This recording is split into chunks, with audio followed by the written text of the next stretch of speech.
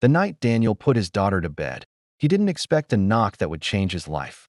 He thought it was the wind or maybe a neighbor needing help. But when he opened the door, he found the last person he ever imagined standing there. His boss, the powerful CEO who ran the company that barely kept his lights on. Her eyes were red, her hands were shaking, and before he could say a word, she whispered through tears, "I canceled my wedding. I couldn't fake loving someone when kindness already showed me what real love looks like." Before we dive into this emotional story, take a moment to support the channel.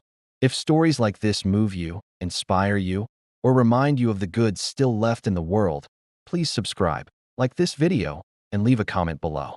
Your support helps. Timeless Tales by Dora. Keep sharing stories that matter. Now, let me take you back to where this story truly began. Daniel Blackwell was a single dad living in a small rented house on the edge of town. Nothing fancy. The paint was peeling. The heater worked only when it felt like it. And the roof leaked during heavy rain. But to Daniel and his 7-year-old daughter, Lily, it was home. Daniel worked long hours as a maintenance supervisor at a large tech manufacturing company. His boss, Sarah Johnson, was known across the industry as brilliant, strict, and untouchable. She ran meetings like a battlefield and expected perfection from everyone. People respected her, but very few felt close to her. Daniel was never late. He never complained. He worked weekends without being asked, not because he wanted praise, but because he needed the job. After his wife passed away suddenly 3 years earlier, his whole world became Lily. Every extra dollar mattered. Every hour counted. One cold December morning, Daniel noticed Sarah struggling in the parking lot. Her car wouldn't start, and she was clearly frustrated, tapping her phone and pacing. Most employees walked right past her. Some were afraid. Others assumed she had help. Daniel didn't hesitate. He grabbed his jumper cables from his old truck and walked over. "Ma'am," he said gently, "I can help if you want." Sarah looked surprised, then annoyed, then tired. She nodded as Daniel worked on her car. Lily's handmade drawing fell out of her jacket pocket. Sarah noticed it. A picture of a man holding a small girl's hand under a crooked sun. "Your daughter?" she asked. Daniel smiled. "Yeah, she draws one every morning, so I don't forget why I work." That small moment stayed with Sarah longer than she expected. Days passed, then weeks.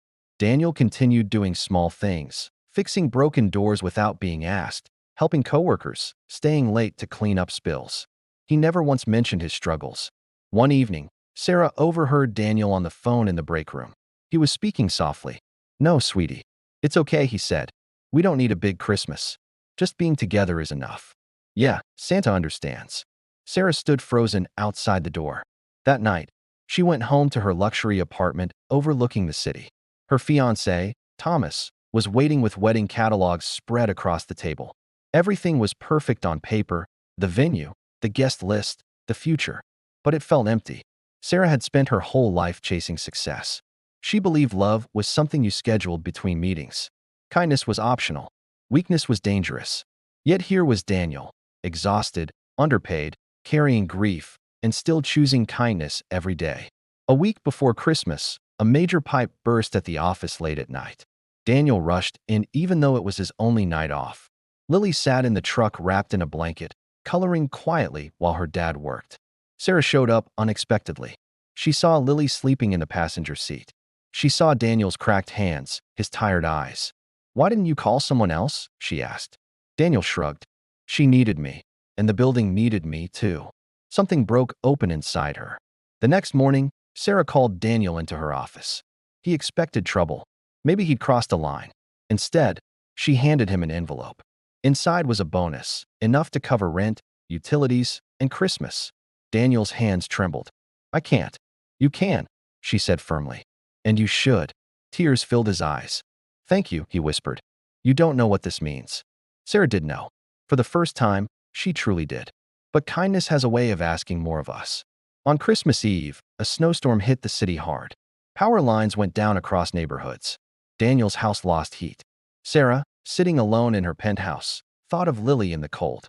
Without overthinking it, she grabbed blankets, food, and drove through the storm to Daniel's address, a place she'd quietly looked up weeks earlier. When Daniel opened the door and saw her standing there soaked and shivering, he was stunned. "I'm sorry," she said, her voice breaking. "I didn't know where else to go." They sat in the living room sharing soup by candlelight while Lily slept on the couch. For the first time in years, Sarah talked. She talked about her childhood, about parents who valued achievement over affection, about a life filled with applause but no warmth. Daniel listened. He didn't judge. He didn't interrupt. He just listened. That night changed everything. In the weeks that followed, Sarah felt a growing truth she could no longer ignore. She didn't love Thomas. She loved the idea of stability, control, image. But real love, real kindness looked like Daniel tucking his daughter in. Like soup in a storm, like listening without fixing. 3 days before the wedding, Sarah canceled everything. The calls were brutal. The headlines unforgiving. Then she drove to Daniel's house. Which brings us back to that knock on the door.